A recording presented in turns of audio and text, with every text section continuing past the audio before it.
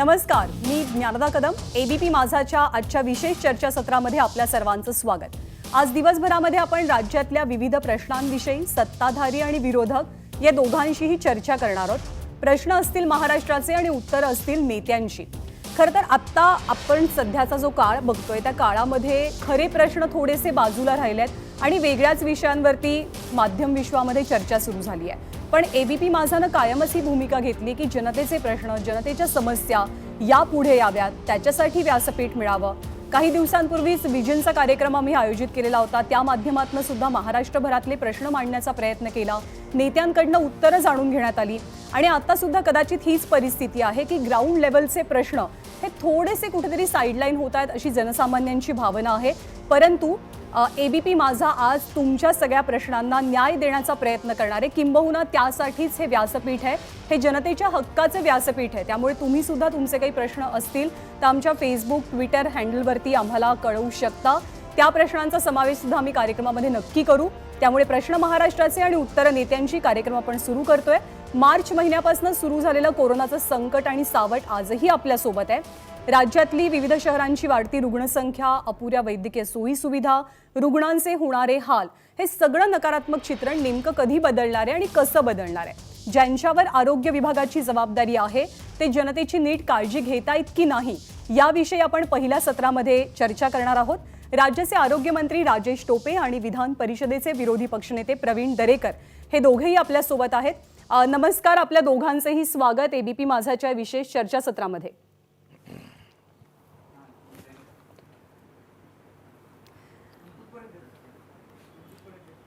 राजेशजी, corona बाधितांच्या संख्येमध्ये सध्या आपला देश जगामध्ये दुसऱ्या स्थानावरती आहे, पण त्या थोड्याशा नकोशा यादीत आपला महाराष्ट्र सुद्धा जगात 5व्या क्रमांकावरती दिसेल राज्यांच्या बाबतीत, असं कधी वाटलं होतं का?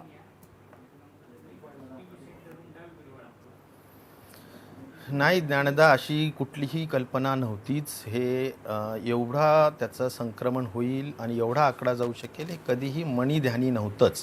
आणि मला वाटतं ते कुणाच्याही नव्हतं, केंद्र सरकारच्या नव्हतं, राज्य सरकारच्या नव्हतं.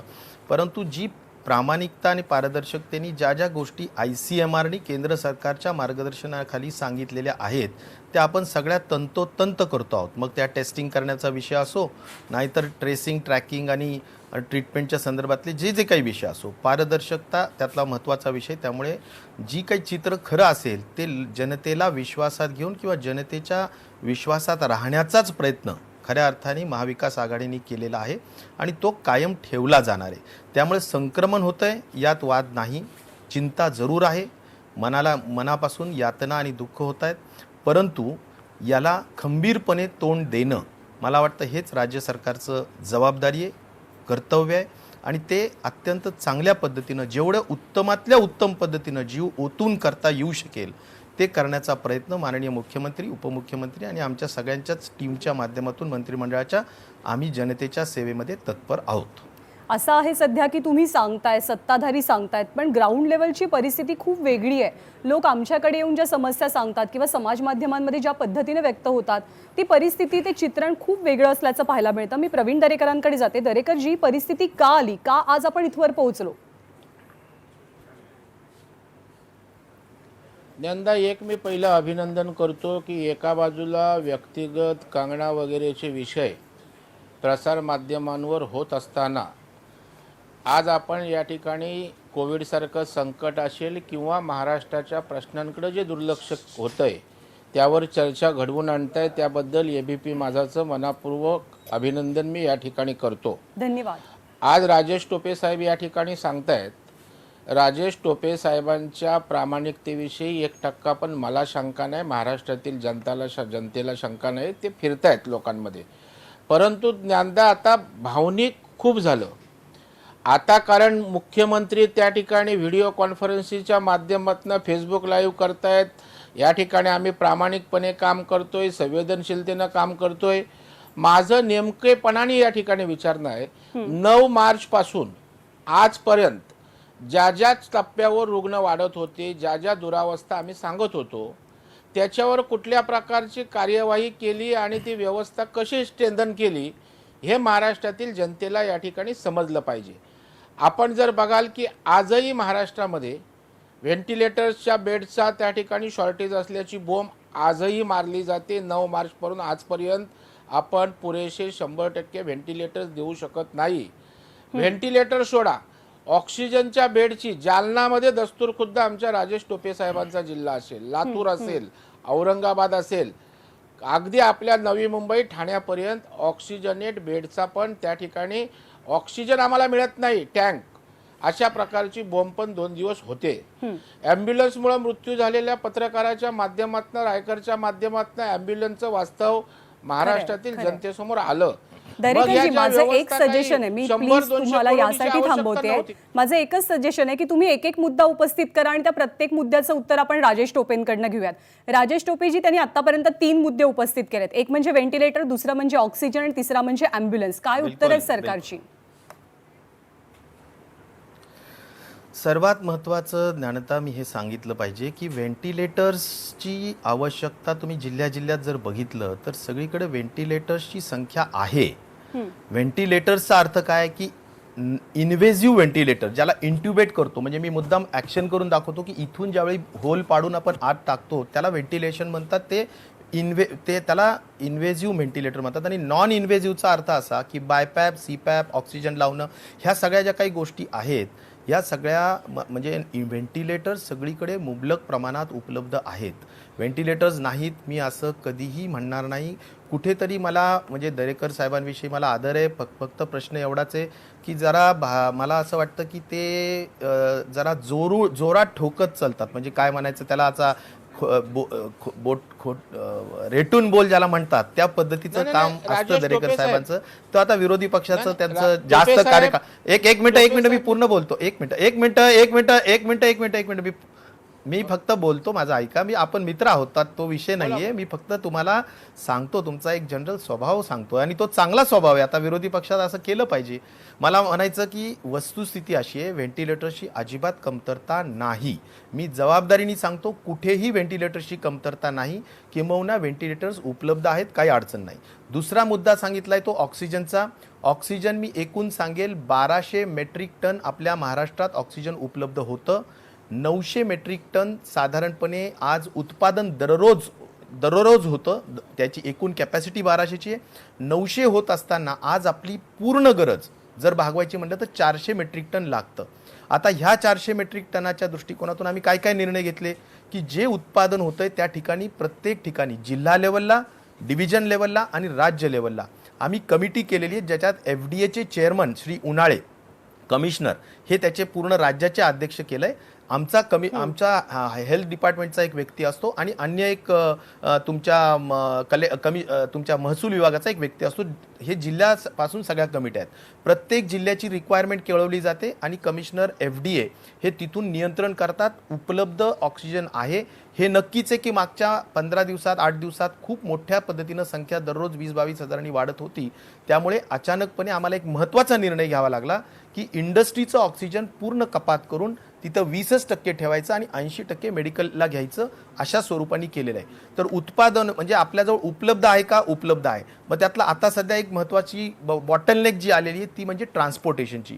तर एर्गॉन आणि नायट्रोजन हे 2 जे वायू असतात किंवा हे जे काही एलिमेंट्स आहेत यांना वहन करणाऱ्या ज्या काही गाड्या आहेत त्यासुद्धा आम्ही ट्रान्सपोर्ट कमिशनरला सांगितल्या पूर्ण वळती करायच्या. त्यामुळे सगळीकडे जरी खूप अचानकपणे डिमांड वाढली असली तरी देण्यासाठी व्हेंटिलेटर आणि ऑक्सिजन दोन्ही गोष्टी पुरेशा आहेत. टोपे सर, असं आहे ना, हे खूप टेक्निकल आहे.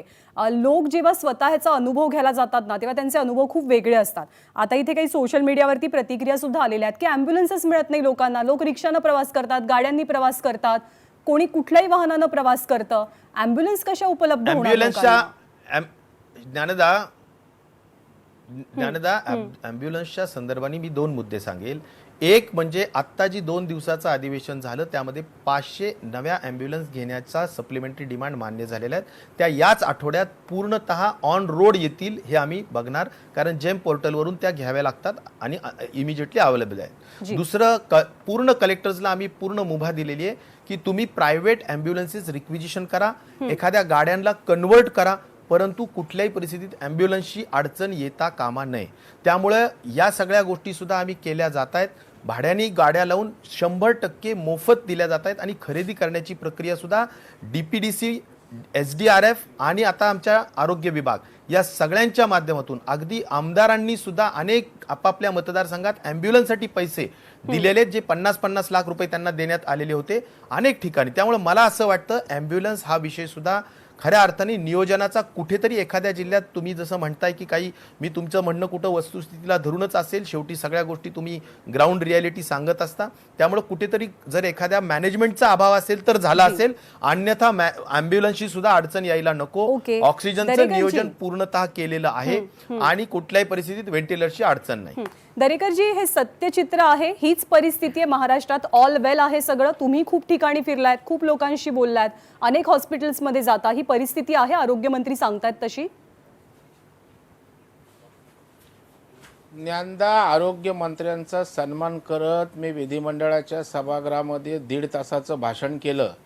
त्याच्यामध्ये एकाही प्रश्नाचं मला उत्तर मिळालं नाही. आत्ताही मी अत्यंत जबाबदारीनं बोलतो, कारण ज्ञानदा मी आजपर्यंत 9 मार्चपासून सतत हॉस्पिटल, सतत कोविड सेंटरला फिरतोय. मी आपल्याला जे व्हेंटिलेटर सांगितलं, 960 बेड दहिसर चेक नाक्यावर आहेत जम्बो कोविड सेंटरचे, मुलुंड चेक नाक्यावर 1000च्या आसपास आहेत, BKCत आहेत, वरळीला आहेत, गोरेगावला आहेत. 50 ते 100 बेड फक्त त्या ठिकाणी व्हेंटिलेटेड आहेत. याचं उत्तर द्यावं राजेश टोपे साहेबांनी मला. मी ज्या दिवशी काही 15-20 दिवसापूर्वी गेलो होतो, 1000 बेडची उपलब्धता करता एक तर 2 महिने तुम्ही त्या ठिकाणी लेट ते हे सुरू करता सगळी यंत्रणा, आणि त्याच्यामुळं किती बेड असावेत, कधी असावेत, मग टप्प्याटप्प्याने 50-50, 100 करायचे. म्हणजे तुम्ही काय कॉन्ट्रॅक्टरच्या 1000 बेडच्या ऑर्डरसाठी भर करत होतात? नाही. जर 1000 बेड तुम्ही तिथे करताय आणि 50च व्हेंटिलेटेड असतील तर नाही, माझं पूर्ण होतं राजेश. तर त्यामुळे त्या बोलण्याला अर्थ नाही. राजेश टोपेंचं वक्तव्य कसं बघा, 2 अर्थाचं होतंय. एकीकडे म्हणतात ऑक्सिजनचा तुटवडा नाही, दुसरीकडे ऑक्सिजनची कमिटी नेमली. मग कशासाठी नेमले? 15 दिवस सर्व प्रसारमाध्यमातनं ऑक्सिजनचा पुरवठा कमी होतोय याची बोंब त्या ठिकाणी मारली जाते. आणि आपण ॲम्ब्युलन्सचे बोलता, याच महाराष्ट्राने पाहिलेलं आहे. त्या ठिकाणी धुळे, नंदुरबार ठिकाणी त्या ठिकाणी खांद्यावर कावड घेऊन त्या ठिकाणी पेशंटला नेलं जात आहे. काही ठिकाणी ते हातगाडी असते, हातगाडीवर त्या ठिकाणी प्रेत नेलं जात आहे. ह्या काही लपून ठेवण्यासारख्या गोष्टी टोपे साहेब नाहीत ना. आम्ही कधीच म्हणत नाही की कोरोना तुम्ही आणला, तुमच्यामुळे कोरोना आला, परंतु कोरोनाच्या साठी निर्मूलन करायला जी व्यवस्था पाहिजे होती, ती व्यवस्था स्ट्रेंथन नसल्यामुळे त्या व्यवस्थेचे जे बळी झालेले आहेत. आता मला सांगा तुम्ही, पुण्याचा रायकरचं त्या ठिकाणी मृत्यू झाला, ॲम्ब्युलन्स आली पण त्याच्यात व्हेंटिलेटर नव्हतं. नंतर पुन्हा दुसरी ॲम्ब्युलन्स मागवली, ती व्हेंटिलेटर होतं पण डॉक्टर नव्हते. आता मग हा कोणाचा बळी मला सांगा ना जरा आपण. टोपे सर, मार्च पासून हे सगळं सुरू झालं. आज आपण सप्टेंबर महिन्यात आहोत. जवळपास 6 महिने, लॉकडाऊनचा 2 महिन्याचा पूर्ण कालावधी होता. का आपण अजूनही आरोग्य यंत्रणा सक्षम करू शकत नाही? का अजूनही लोकांना अडचणींचा सामना करावा लागतो? आपण 6व्या महिन्यात होत आता कोरोनाच्या. मला एक म्हणायचं की 2-3 ज्या महत्त्वाच्या आवश्यकता असतात, एक फंड्सची. आता DPDC हे बघा, पहिल्यांदा मी सांगतो, पहिल्या दिवशीपासून महाराष्ट्र राज्याने कलेक्टर्सला आणि कमिशनर्सला एवढे अधिकार दिले की आमच्याकडे कुठलेच अधिकार ठेवले नाही, ना खरेदीचे अधिकार ठेवले ना कशाचे. सर्व अधिकार कलेक्टर्स, कमिशनरला दिले. निधीची व्यवस्था त्यांच्याजवळ थेट दिली. DPDCच्या प्रत्येक जिल्ह्यातले 50% पैसे तिकडे वळती करायला सांगितले. SDRFचे पैसे त्यांच्या हातात असतात, ते वळती करायला सांगितले. आणि CSR वगैरे सगळ्या. हा झाला फंड्सचा विषय. मी पुन्हा सांगेल की आता ग्रामीण भागामध्ये जसं जसं पसरतो तसं दरेकर साहेब, आपण ग्रामीण रुग्णालय, त्याच्यानंतर उपजिल्हा रुग्णालय, या सर्व ठिकाणी जिल्ह्याच्या कलेक्टरांना आणि सर्व यंत्रणेला सांगितलं की जे नॉन ऑक्सिजन बेड्स होते ते सगळे ऑक्सिजन सपोर्टमध्ये कन्वर्ट करण्याचं काम अत्यंत जलद गतीनं त्या ठिकाणी सुरू आहे. आणि आपण जे सारखं सांगताय की व्हेंटिलेटर्सचा वगैरे वगैरे, मी उलट तुम्हाला एक विनंती करेल की आता केंद्र शासनाने 1 सप्टेंबरपासून ह्या सगळ्या ज्या लॉजिस्टिक्स दिल्या जात होत्या, किट्स दिल्या जात होत्या, PP किट्स दिल्या जात होत्या, RT-PCR किट्स दिल्या जात होत्या, आता व्हेंटिलेटर दिले जात, सगळं बंद करून टाकलेलं आहे. मला असं वाटतं की राज्य सरकार आज एकमेव गोष्टींवर खर्च करतंय, ते म्हणजे कोरोनावर. त्यामुळं एवढ्या मोठ्या राज्यामध्ये सगळ्या खर्चाला आपण रोक लावलेला आहे. आणि जे काही उत्पन्न होत असेल ते सगळं उत्पन्न मुख्यतः त्या ठिकाणी आपण देतोय. त्यामुळे माझी दरेकर साहेबांना विनंती आहे, मी सभागृहात सुद्धा बोललो आणि दरेकर साहेब आपण म्हणताय, आपण कधी कधी मी म्हटलं ना की जरा रेटून सगळ्या गोष्टी बोलता, मी म्हटलं की मी तुमचं उत्तर पाऊण तासाचं दिलं, त्याच्यामध्ये आपले उत्तर सगळे जे काही बोलले होते प्रत्येकाचं उत्तर देण्याचा आणि समाधान करण्याचा प्रयत्न नक्कीच केलेला आहे. तुम्ही आम्हाला वारंवार सांगत चला, हे बघा ह्या कमिट्या का नेमल्या असं जर तुम्ही म्हणाल, आता मॅनेजमेंट करणं हा काही चुकीचा विषय का? जिल्हा लेवलला जर एखाद्या गोष्टीला प्रॉपर मॅनेजमेंट व्हावी यासाठी ह्या गोष्टी कमिट्या नेमलेल्या असतात, जिल्हा स्तरावर, विभाग स्तरावर, की बाबा कुठेही आता इंडस्ट्रीला चोराचोरी करू नये, आलेलं टँकर इंडस्ट्रीनी पळवून घेऊन जाऊ नये, त्याच्यावर नियंत्रण असावं, या सगळ्या गोष्टींसाठी कमिटी आहे. त्यामुळे राजकारण नको. मी तुमच्या आपण केंद्र सरकारच्या मुद्द्यावर प्रवीण दरेकरांचं म्हणणं जाणून घ्या. दरेकरजी जी जी बोला. ज्ञानदा, मला खरं म्हणजे सरकारचं आश्चर्य वाटतं. प्रत्येक वेळेला केंद्राकडे बोट दाखवून आपल्या जबाबदारीपासून पळण्याचं काम करतात. मी आपल्याला सांगतो की केंद्राकडे 4,500 व्हेंटिलेटर्स मागितले होते, त्यापैकी 4,664 व्हेंटिलेटर्स महाराष्ट्राला आलेले आहेत आणि महाराष्ट्र शासनाने स्वतः किती त्या ठिकाणी व्हेंटिलेटर्स उपलब्ध करून दिले याचा आकडा मला राजेश टोपेंनी सांगावा. राजेश टोपे सातत्यानं केंद्रानं काय केलं या संदर्भात मी आता पूर्ण आकडेवारी द्यायला तयार आहे. वेळेचा अभाव आहे. मास्क किती दिले, PPE किट किती दिले आणि गुजरात, कर्नाटक, तामिळनाडू इतर राज्यांपेक्षा डबल आपल्याला केंद्राने दिलेलं आहे. खरं म्हणजे या ठिकाणी राज्य सरकारनं आपण बघाल की आपलं जे काही आपल्याला कायद्यानं दिले संघराज्य आपल्याकडे निर्मिती झाली त्यावेळेला आरोग्य व्यवस्था ही या ठिकाणी राज्य सूचीमध्ये आहे. म्हणजे केंद्र सूची, राज्य सूची आणि समवर्ती सूची.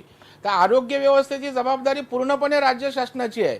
केंद्राने दिलेल्या व्हेंटिलेटरचं काय केलं तुम्ही? 400 व्हेंटिलेटर मुंबई महानगरपालिकेमध्ये धुळकाट महिने पडले. माझं होऊ द्या टोपे साहेब, 400 व्हेंटिलेटर्स मुंबई महापालिकेत पडून राहिले ज्याची महापौरांनी कबुली दिली. मला सांगावं टोपे साहेब, आपण सांगितलं प्रशिक्षित त्या ठिकाणी मनुष्यबळ नाही, मग तुमच्याकडे व्हेंटिलेटर्स केंद्राने दिलेले धुळकात पडलेत. नाशिकला तशीच परिस्थिती, धुळकात व्हेंटिलेटर्स पडले. म्हणजे केंद्राने दिलेल्या गोष्टीचा वापर नीट केला गेला नाही त्याचं बोलायचं नाही. मग तुम्ही ज्या वेळेला महानगरपालिकेला जबाबदार पकडता महानगरपालिका, त्यावेळेला मग राज्य शासनाची जबाबदारी काय? टोपे साहेब कुठे गेले व्हेंटिलेटर्स? व्हेंटिलेटर्स गेले कुठे? अधिकार दिलेत, किती निधी खर्च केला सांगा मला. मला असं म्हणायचं की आत्ताच त्यांनी एक प्रश्न विचारला की व्हेंटिलेटर्सची कमतरता आहे. आता पुन्हा म्हणतायत की व्हेंटिलेटर धुळखात पडलेत. मला एक समजत नाही की व्हेंटिलेटर जर का 400 आणि 300 असे पडलेले आहेत असं म्हणतात, तर मग व्हेंटिलेटरची कमतरता कुठे? कमतरता व्हेंटिलेटरची नाहीये, कारण या आजारामध्ये व्हेंटिलेटर्सवर जाण्याचं प्रमाण अक्षरशः 1% कमी असतं. माझं एक मिनिट, आता मला बोलू द्या, मला फक्त बोलू द्या, मला फक्त बोलू द्या. नाही रॉंग तुमचं जाऊ नये म्हणून मी मध्येच हे केलं. मला काय म्हणायचं, आपण काय नाही मला एवढंच म्हणायचं की व्हेंटिलेटर्स हा विषय जो असतो तो सगळे इंटेन्सिव्हिस्ट आणि फिजिशियन्स लावतात. तेवढ्या मुबलक प्रमाणात आपला IMAचा सुद्धा सपोर्ट असतो, आपण तो घेतोच. मला एवढं म्हणायचं की व्हेंटिलेटर्सची कमतरता बिलकुल नाही आहे. मी जबाबदारीने सांगतो, जर काही तसं मी जर चुकीचं बोलत असेल तर एखाद्या ठिकाणी जरूर तुम्ही मला सांगा सुद्धा, तसं नाहीये. आपण एक केंद्रावर आरोप नाही करत. ऐका ना, मध्ये नको. माझं असं म्हणणं आहे की तुमच्या म्हणजे मी काय असा आरोप करत नाही की केंद्राने द्यायला दिले नाही वगैरे. जे काही करायचं असेल, हे बघा, तुम्ही जो 4,000चा आकडा सांगत असाल दिले वगैरे, हे आपले मार्च महिन्यातले, एप्रिल महिन्यातली मागणी आहे. आज ज्या पद्धतीनं संख्या वाढते, आता खऱ्या अर्थाने ज्यावेळी संख्या कमी होती त्यावेळी मदत दिली जायची, आता ज्यावेळेस संख्या वाढली त्यावेळेस मदत पूर्ण बंद केली. मी जावडेकर साहेबांना विनंती केली, म्हटलं साहेब आपण बंद करू नका, हे चांगलं नाही आहे, कारण दररोज 20,000नी संख्या वाढतीये. अशा वेळेस केंद्राने जर का हात काढून घेतला तर बरोबर राहणार नाही. तर मला ते हो म्हणालेत, परंतु माझं म्हणणं आहे की आपले सगळ्यांचे संबंध असे भांडण्यात घालवण्यापेक्षा आपण जर का पूर्ण ताकद केंद्राला लावली, इतर ठिकाणी लावली, चांगल्या सजेशन्स दिल्या आरोप प्रत्यारोपापेक्षा, तर तर आपल्या त्या गोष्टीचं स्वागतच राहील. मी कधीही म्हणत नाही आम्ही कोणत्याही चांगल्या गोष्टीचं स्वागतच करू. आणि मी असं म्हणेल की सगळ्या गोष्टी आता तुम्ही ज्या काय म्हणाल्यात म्हणजे आता मी तुम्हाला सगळ्या गोष्टी सांगेल की इव्हन RT-PCR किट्सपासून तर आम्ही तुम्हाला मी सांगतो ज्ञानदा, महाराष्ट्र सरकारने आणि आमच्या आरोग्य विभागाने 4 महत्त्वाचे निर्णय जे घेतले ते इतके लँडमार्क आहेत की मला दिल्लीच्या उपमुख्यमंत्र्यांपासून अनेक राज्यांनी आपले ते कॉपी केले. जसं पुरोगामी राज्य आपलं आहे आणि आपल्या अनेक गोष्टी कॉपी करतात, तसं मी सांगतो 80-20चा फॉर्म्युला प्रायव्हेटचा आपला कॉपी केला गेला, कारण आपल्याला बेड्स वाढवण्यासाठी ती व्यवस्था आपण केलेली आहे. त्याचबरोबर आपण कॅपिंग केली, तो फॉर्म्युला जशाचा तसा केला. जिप्सा आणि इन्शुरन्सचा TPAच्या जे इन्शुरन्सच्या पॅकेजेस असतात त्याचा आधार घेऊन आपण ह्या रेट्स लावलेले, त्यामुळे कुणाचाही त्याच्यात वाद नाहीये. नंबर 3, आपण पूर्ण राज्यामध्ये आपण सगळ्या 11 कोटी 11.5 कोटी लोकांना आपण महात्मा ज्योतिबा फुले जन आरोग्य योजनेमध्ये इन्शुरन्सचा कव्हर दिला 1.5 लाख रुपयापर्यंत. प्रत्येक व्यक्ती ज्ञानदा तुमच्यासह कोणीही असेल तरी सगळ्यांना आपल्याला या योजनेमध्ये सहभाग घेतलेला आहे. म्हणजे यामध्ये दुर्धर आजार येतात, प्रामुख्याने ही योजना दुर्धर आजारांसाठी आहे. ही काही फक्त कोविडसाठी बनवलेली नव्हती, ही सगळी आणि 1000 हॉस्पिटल्स, 50 बेडच्या वरचे सगळे हॉस्पिटल्स आहेत. मला मी म्हणतो एक मिनिट, माझा ऑक्सिजनचा मुद्दा आहे म्हणून मी थोडंसं इंटरप्ट करते. केंद्र सरकारने 4000 एकच क्वेरी आहे फक्त. तुम्ही म्हणताय की ऑक्सिजन नीट रुग्णांना कसा मिळेल ह्याच्याबद्दलच्या उपाययोजना केल्या जात आहेत, त्याच्यासाठी एक कमिटी नेमलेली आहे, आणखी काही काही वेगवेगळे उपाय तुम्ही करताय. पण मग अशा बातम्या का येतात तरी सुद्धा की ऑक्सिजन अभावी रुग्णांचा मृत्यू झाला, ऑक्सिजन मिळू शकला नाही, तो वेळेत मिळू शकला नाही, त्याच्या नियोजनाचा अभाव का जाणवतोय सध्या? नाही, एक मी तुम्हाला अगोदरच बोललो, मी हे बघा, मी एक सांगेल माझ्याकडून मी जे बोलेल ज्ञानदा माध्यमांना, मी जे बोलेल ते अगदी शपथपूर्वक सांगतो, जी सत्य परिस्थिती तेच सांगेल. जरूर संख्या वाढली, त्यामुळे अचानकपणे वाढलेल्या संख्येमुळे आपल्याला हा निर्णय घ्यावा लागला की इंडस्ट्रीला जाणारा ऑक्सिजन पूर्णतः थांबवलं पाहिजे आणि इंडस्ट्रीचा पूर्ण ऑक्सिजन मेडिकल ऑक्सिजनकडे वळती केलं पाहिजे. आता मला काय म्हणायचं, मला संख्या कशी वाढते त्याचा आलेख कसा असतो हे आपल्याला माहिती असायला हवं होतं. आपण अनलॉक केलं, रुग्णसंख्या वाढणार हे अपेक्षित ठेवूनच सरकारनं अनलॉक केलं, मग ऑक्सिजन लागेल हे आपण गृहीत धरलं नाही का तेव्हा? म्हणून सर्व गृहीत धरूनच केलेलं आहे. त्यामुळे तसा आता मी तुम्हाला एक सांगू का की लिक्विड ऑक्सिजनचे प्लांट्स आता आम्ही सिलेंडर जम्बो सिलेंडरवर जात नाहीयेत.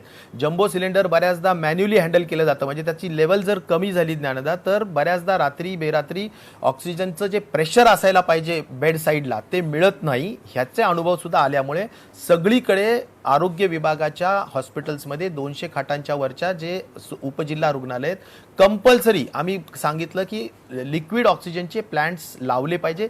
प्रत्येक म्हणजे 375 मेट्रिक टन दररोज त्या ठिकाणी साठवणूक केली जाईल असं आपण लिक्विड ऑक्सिजनचे प्लांट्स प्रत्येक जिल्हा रुग्णालयामध्ये लावतो आहोत, उपजिल्हा रुग्णालयामध्ये लावतो आहोत. त्यामुळे सगळ्या पद्धतीनं काळजी घेण्याचं काम. शेवटी हा आजार नवीन आहे, एवढी संख्या वाढते, या संदर्भातल्या गोष्टी आपल्याला जशा येत आहेत समोर तशा पूर्ण ताकदीनं करण्याचा प्रयत्न करतोय. मला वाटतं यामध्ये मॅनेजमेंट करण्यामध्ये मदत करावी, किंवा आरोप करण्यापेक्षा मॅनेजमेंट करण्यामध्ये मदत करावी, एवढीच माझी एक माझा मुद्दा आहे. कारण तुम्ही जनआरोग्य महात्मा फुले जनआरोग्य योजनेचा उल्लेख केलात म्हणून हे सगळं असताना असं का होतं की रुग्णांना अवाजवी बिलं येतात, ती बिलं त्यांच्या हातात दिली जातात, तुम्ही बिल भरलं नाही तर मृतदेह देणार नाही किंवा पेशंटला डिस्चार्ज देणार नाही असं सांगितलं जातं. जेव्हा लोकप्रतिनिधींचा फोन जातो किंवा एखादा नगरसेवक लोकप्रतिनिधी हॉस्पिटलमध्ये पोहोचतो तेव्हा ती बिलं आपोआप कमी होतात. दरेकरांनीच अशी अनेक प्रकरणं समोर आणलेली आहेत. दरेकर,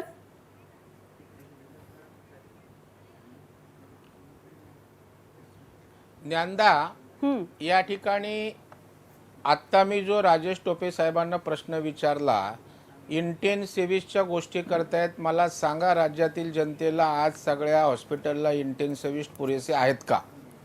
मी जेव्हा गेलो त्यावेळेला तिथून त्या हॉस्पिटलमधनं तुम्हाला फोन लावले, आपल्याला कल्पना असेल. मी डोंबिवलीच्या हॉस्पिटलला गेलो, तिथे त्या ठिकाणी फक्त 2 व्हेंटिलेटरचे बेड होते, त्यातला एक नादुरुस्त. मी आपल्याला बोललो मनुष्यबळ द्या, इंटेन्सिव्हिस्ट द्या. मी साताऱ्याला गेलो, तुम्ही सांगितल्यानंतर लगेच केलेलं आहे मी सगळं. इंटेन्सिव्हिस्टचा अभाव नाही आपण केलात, पण एका ठिकाणी केलात, पण आज सगळीकडे ही अवस्था आहे. टोपे साहेब, मी तुमच्यावर आरोप करत नाही, कारण तुमच्या प्रामाणिकतेबद्दल आम्हाला 1% शंका नाही. प्रश्न असा, आम्हाला टेक्निकल आकडेवारीमध्ये इंटरेस्ट नाही आहे. आज आवश्यक ती मशिनरी मनुष्यबळ आहे का? तर त्याचं उत्तर आजही नाही असं आहे. कारण आजही महाराष्ट्रामध्ये 50% शॉर्टफॉल आज मनुष्यबळ डॉक्टरचा, नर्सेसचा, पॅरामेडिकलचा स्टाफचा आहे. ही वस्तुस्थिती आपल्याला मान्य करावीच लागेल. माझा आक्षेप एवढाच आहे टोपे साहेब की त्या टप्प्यावर 9 मार्च पासून प्रत्येक महिन्याला आढावा घेऊन भविष्यातले संकट केवढं मोठं आहे त्या अनुषंगाने त्या मशनरी उपलब्ध करणं बरोबर आहे आवश्यक होतं. दरेकरजी, हाच प्रश्न आहे की दुर्दैवानं आता त्या 6 झाल्या महिने नाहीत. होऊन गेलेले हा आहेत. माझा मध्ये प्रमुख- लॉकडाऊनचा कालावधी होता, तो आरोग्य व्यवस्था सक्षम करण्यासाठी बरोबर. वापरला जातो असं सांगितलं मी गेलं, सांगतो पण मग ना, ते का अजून ज्ञानदा. झालं नाही? आपल्याकडे ज्ञानदा. खरंच वेळ खूप कमी आहे, त्याच्यामुळे मला तुम्हाला थांबावंच लागणार आहे. मी टोपे सरांना एक शेवटचा प्रश्न विचारते. सर प्लीज थोडक्यात उत्तर द्याल. बऱ्याच पेशंटच्या बाबतीत ही अडचणी येते की पेशंट असतो हॉस्पिटलमध्ये, नातेवाईक बाहेर असतात, फोनची सुविधा नसते, आपण दिलेली महागडी औषधं, इंजेक्शन्स आपल्या पेशंटला दिली जात आहेत की नाही, त्यांना जेवण नीट मिळतंय की नाही, उपचार नीट होत आहेत की नाही, या सगळ्याबद्दल एक यंत्रणा उभारण्याचा तुमचा विचार आहे का? कारण सध्या अनेक गोंधळ यामुळेच होत आहेत की पेशंटची नीट माहिती त्यांच्या नातेवाईकांपर्यंत पोहोचत नाही. तो संवाद कसा साधला जाणार आहे आता? नाही, मी शॉर्टमध्ये नक्की सांगतो. पहिल्यांदा मी बिलाचं सांगेन की एक आज शेवटचं मला महाराष्ट्रामध्ये मी हाऊसमध्ये सुद्धा सांगितलं, एक मिनिट दरेकर साहेबांना सुद्धा मी सांगितलं की ज्या काही लोकांचा आज साधारण 2.25 लाख लोक आपल्या ॲक्टिव्ह बेड्सवर आहेत, परंतु त्या ॲक्टिव्ह पेशंट्स आहेत. म्हणजे ते पेशंट्समध्ये आता मला एकच सांगायचं आहे की शासकीय रुग्णालय आमचे जे आहेत ते, त्याचबरोबर कॉर्पोरेशनचे जे रुग्णालय असतात ते, मेडिकल एज्युकेशनचे रुग्णालय, सगळ्यांच्या रुग्णालयांमध्ये आणि महात्मा ज्योतिबा फुलेंच्या रुग्णालयांमध्ये असलेल्या सगळ्या पेशंटमध्ये आणि जे कॅपिंग केलेले आहेत मग प्रायव्हेटमध्ये, आता हा जो काही बिलांचा विषय येतो ना, तो कॅपिंग प्रायव्हेट हॉस्पिटल्सच्या बिलांचा येतो, नेहमी जो येतो तो, तर ती सगळी संख्या 18% आहे. 18% लोक बिल भरतायत, बाकीचे लोक आज शासनाच्या विविध हॉस्पिटल्समध्ये मोफत उपचार घेत आहेत. हा सगळा विषय मी फ्लोर ऑफ हाऊसमध्ये हा सगळा विषय सांगितला. तो काही महात्मा ज्योतिबा फुलेमध्येच यायला पाहिजेत असं नाहीये. आज शासनाच्या हॉस्पिटलमध्ये जरी सेवा घेतली तरी मोफतच आहे, कॉर्पोरेशनकडे गेली तरी मोफत आहे. हा झाला एक मिनिट ते सांगतो. यामध्ये मला असं म्हणायचं, आम्ही कंपल्सरीली सगळ्या हॉस्पिटल्सला सांगितलंय की प्रत्येक हॉस्पिटलनी ICUच्या बेड्सची आणि ऑक्सिजन बेड्सच्या बाबतीत कॅमेरेज लावून खाली तुम्ही तो सगळा पूर्ण त्या ठिकाणी पॅरेंट्स म्हणजे नातेवाईक आणि त्या ठिकाणी दिला पाहिजे. त्यांनी पाहू शकले पाहिजे, बोलू शकले पाहिजे. जे लोक बोलतात त्यांनी बोलू. हे कोर्टाने सांगितलं, आम्ही सगळीकडे त्याच्या ऑर्डर्स काढलेल्या आहेत. कदाचित 80%, 70-80% ठिकाणी इम्प्लिमेंट झाल्यात, काही ठिकाणी नसतील झाल्या, त्या ठिकाणी आम्ही करतोय. हे कसं आहे, हे खूप मोठ्या पद्धतीनं सर्वांनी टीमवर्कनी काम करणारा विषय. आणि मी जबाबदारीने सांगेन की आपण जे दरवेळेस दरेकर साहेब जे म्हणतायत, नाही आम्ही ते करतोच आहोत, ज्ञानदा करतोच आहोत. आणि मला एक सांगायचंय, सुरुवातीला ज्यावेळेस हॉस्पिटल्स होते ना, ते काही शेकड्यांमध्ये होते, पण आता ज्या फॅसिलिटीज आहेत, साधारण 3,500 हॉस्पिटल्स आहेत, आयसोलेशन बेड 3.5 लाख आहेत, ऑक्सिजन सपोर्टेड बेड 55,000 आहेत, नंबर ऑफ व्हेंटिलेटर 7,000 आहेत, ICU बेड्स 15,000 आहेत. एवढे नव्हते ज्ञानदा. आकडेवारी खूप छान आहे, पण परिस्थिती काय आहे त्याच्याबद्दल सगळ्यांना चिंता आहे. मला प्लीज दरेकरांना थोडासा वेळ द्यायचा, त्याच्यामुळे तुम्हाला संख्या वाढली थांबवणं मला भाग आहे. दरेकरजी अगदी शेवटची कमेंट थोडक्यात प्लीज. ज्ञानदा, मी फक्त 1 मिनिट द्या मला. मी 21-20 लाखाची बिलं येत आहेत हे दाखवलं. त्यानंतर त्यांनी सांगितलं की आम्ही ऑडिट करतो हॉस्पिटलचं म्हणून, परंतु नर्सिंगचं ऑडिट होत नसतं आणि त्यामुळे अशा प्रकारची मोठ्या प्रमाणावर बिले येत आहेत. ते सांगतात कॅमेरावर नातेवाईकांना बघायला मिळतं, अजिबात मिळत नव्हतं. 6 महिन्यांनी आता तुम्ही ती सिस्टीम उपलब्ध करताय. ठाण्याला तर 3 दिवस त्या मुलीला किंवा त्या पत्नीला, नवऱ्याचं काय झालंय माहीत नव्हतं. नंतर ते कळलं की त्यांचे अंत्यविधी पण झालेत. अंत्यविधी झालेत त्यात सुद्धा दुसऱ्या माणसाचे झालेत, तो बेडवरच होता. परवा पत्रकाराचं झालं, त्याचं आयडेंटिफिकेशन होत नव्हतं. म्हणजे ज्ञानदा, कशाचा व्यवस्थेचा जो बोजवारा उडालाय ना, त्या संदर्भात नियोजन नको का? आपण काय कोरोनाने लोकांचे मृत्यू करताय असं आमचं म्हणणं नाही, पण व्यवस्था जसजसे दोष पुढे येत आहेत त्या दोषांवर आपल्याला उपाय करायला झाली की वेळ खरं तर आपला संपलेला आहे, पण अगदी थोडक्यात प्रोफेसर तुम्ही उत्तर द्या. वेळ आपली खरंच संपलेली आहे. सांगा ना, आज पुरवणी मागण्या त्या ठिकाणी आणल्या, किती टक्के पैसे त्याच्यावर दिले? 5-6% दिले फक्त आरोग्य खात्यावर. 1 मिनिट. आज 25% आज त्या ठिकाणी टोटल पुरवणी मागण्यांचा खर्च व्हायला हवा होता. आज मुख्यमंत्री निधीमधले आज 25% पण पैसे खर्च ज्ञानदा केले एक नाहीत. मिनिट. हो टोपे सर बोला प्लीज, पण मला असं थोडक्यात सर. म्हणायचं जे दोनच मुद्दे मी सांगेल, दोनच मिनिटं मी सांगेल. एक तर जे ऑडिटर्स नेमलेले त्याचा हेतू इतका प्रामाणिक आहे की कदाचित इतर राज्यात कुठे असेल का नाही, पण आमचा हेतू प्रामाणिक आहे. आणि यामध्ये जर कुठे दोष असतील तर आम्हाला जर असे हॉस्पिटलचे दोष लक्षात आले तर त्या लोकांचे हॉस्पिटलचे घेतलेले छोट्या बिल सुद्धा आम्ही nursing वापस hospitalसाठी देऊ, नाहीत म्हणजे auditor देऊ, नाही तुमचे तर टोपे अन्यथा साहेब. त्या Please समजून एक घ्या. सांगतो मला म्हणायचं की ऑडिटर्स नसतील तर ते लावले जातील. आपण 80-20चा नियम हा सर्व Bombay Tope sir. Nursing home act मध्ये रजिस्टर असलेल्या सर्व हॉस्पिटल्स मध्ये आहे. माझं म्हणणं आहे ज्या ठिकाणी टोपे साहेब सगळे नियम आहेत, कायदे आहेत, परंतु अंमलबजावणी होत नाही. ही विनंती आहे तुम्हाला. असं आहे मला प्लीज दोघांनाही थांबावं लागेल. ती माझ्या आम्ही दुसरा पर्याय करण्याचा नाहीये, कारण वेळ पूर्ण संपलेली प्रयत्न आहे. करत. मुद्दा हाच आहे की गेली 6 महिने राज्यातली जनता हेच ऐकतेय.